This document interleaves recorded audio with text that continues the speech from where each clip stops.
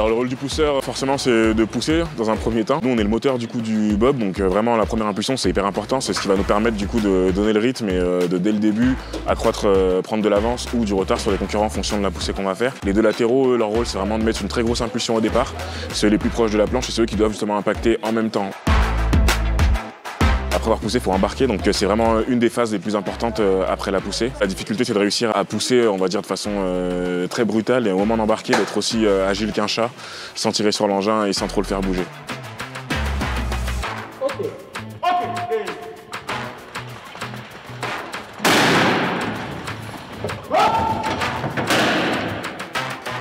Après l'embarquement, on doit avoir des positions très aérodynamiques pour pas faire des appels d'air et prendre le vent sur nous. Donc on a des positions qu'on travaille énormément dans le garage, qu'on doit respecter sur la piste et le plus dur c'est de les respecter à 130 km/h en moyenne et avec des virages qui arrivent et légers qui viennent nous appuyer un peu dessus.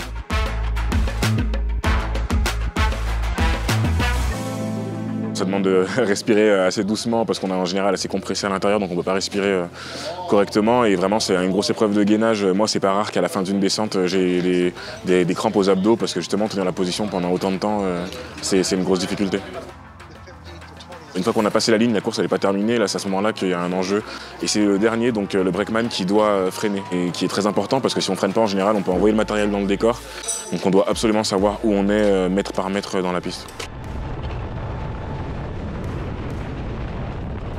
Autant quand on prend des jets, on a l'impression qu'on se fait appuyer dessus, mais après derrière on se fait chahuter d'une façon qui est... J'ai jamais fait même un quart de cette sensation dans un autre moment de ma vie. Et pourtant j'ai pris des risques, j'ai fait quelques trucs un peu extrêmes, mais c'est une sensation unique.